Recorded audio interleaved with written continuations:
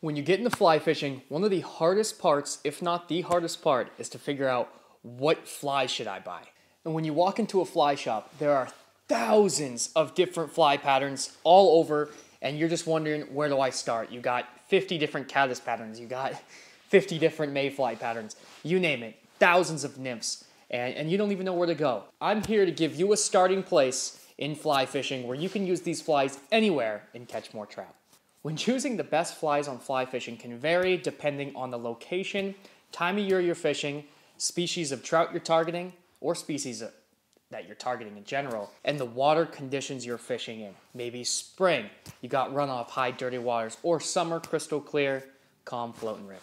Here are some of the best, most popular fly patterns that can catch you fish in all those different types of situations. So I'm going to go ahead and start off this tier list on dry flies. We're going to go ahead and start off with the classic, the elk hair caddis. This dry fly is excellent for imitating adult caddis flies. It floats well and can create an enticing surface strikes. That being said, the elk hair caddis is a great starting point. They fish incredible. They float extremely well. But on a side note, if you want like a second caddis fly that fishes extremely well as well, a Goddard caddis is another very popular, great caddis fly if you don't want to go with the classic elk hair caddis. The second pattern I'm going to be talking about is that Parachute Adams. The Adams dry fly is a versatile pattern that can imitate various mayflies and works well in various water conditions. It's a classic and effective pattern. You can fish these mayflies as small as, a 2018, 16, and you can go up to 12s, even bigger, to imitate other type of bugs like a gray drake or other drake patterns.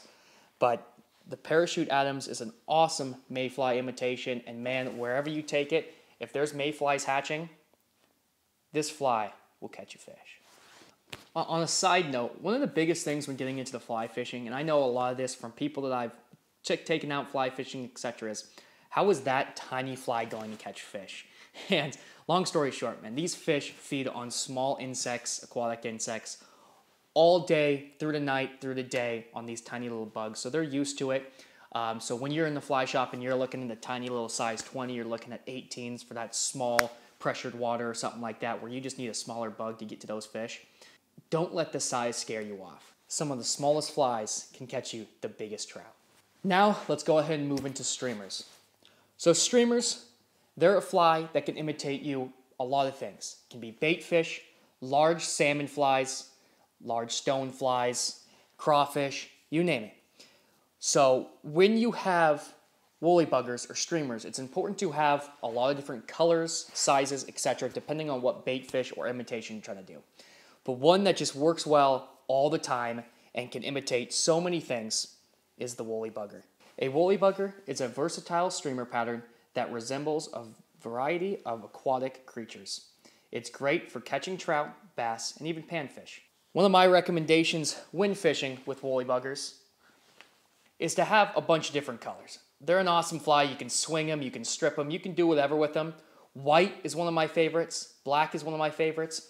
And if you're trying to imitate the crawfish in your river, don't be afraid to go with like a rust orangish pattern as well. The next on the list, after streamers, now we're getting to the nymphs. Man, this nymph will catch you fish everywhere, no matter where you go, fishing Montana, Pennsylvania, you name it. This nymph is going to catch you fish, and that is the pheasant tail. Once again, no such thing as too many in their box. You can fish them as small as an 18 and some pretty large ones as well. You can fish them with a flashback. You can fish them natural. You can fish them olive. You can fish them in all different types of colors. This fly can imitate mayfly nymphs, caddis larvae, and even small stonefly nymphs, depending on the size and color you use. The next nymph I'm going to be talking about is the hare's ear. A hare's ear imitates the aquatic nymph stage of various types of insects, such as mayflies and caddisflies, in its appearance and movement underwater. This specific hare's ear has a flashback. However, fish them in a natural pattern. You can fish them on jig hooks. They're great. The next fly we're going to be talking about, some people might not agree with, but whenever you're fly fishing, The main goal is to match the hatch. So whether you're out and there's a crazy caddis hatch going off and there's flies flying around and they look drunk, they're just going everywhere. You probably got caddis. Mayflies, when they're floating down the river, they almost float like a sailboat. They do float like a sailboat. Anyways, but on those rainy days in conditions where there are worms everywhere, you really can't go wrong with a sandworm worm. A simple but effective pattern, the sandworm worm imitates aquatic worms, and it's a favorite for trout in many rivers. The next nymph I'm going to be talking about is the Pat's rubber legs. Man, guys, this nymph is incredible. Whether in the winter you're just trying to get down deeper and you're just trying to add that one big anchor fly to get you down, and this fly will for sure catch you fish. The Pat's rubber legs are essential for imitating large stonefly nymphs found in many rivers. They're really good at catching large trout. The next fly is one of those flies when someone points out to you when getting into fly fishing, you look at it, you look at the size, you look at the simplicity of it, and you just simply don't think it's going to catch you a trout. This fly is a go-to. There's no such thing as having too many in your box. Whether you have a dozen red zebra midges in your box, a dozen black, a dozen olive, this fly will catch you fish all around. A zebra midge imitates the midge larvae found in the aquatic environments, specifically in still waters and slow-moving streams. That being said, they are basically in the river system all year round. And remember, the most important thing when fly fishing is matching the hatch. So whether you're out on the river and you're trying to figure out what those fish are feeding on, an easy way to do that is by going under the rocks, grabbing one of the rocks in the water, flipping it around, and looking on the bottom of the rock.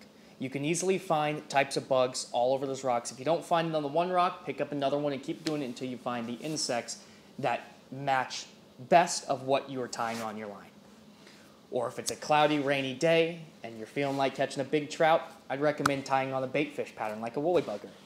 I hope this video helps you guys out a lot, whether you're a beginning angler or you've been into it and you just can't figure out what these fish want to eat. If you guys like these videos, you should check out some of my other adventures where I do tons of fishing, catch some big trout on the fly rod. Really appreciate it. Tight lines, guys. We'll see you in the next one.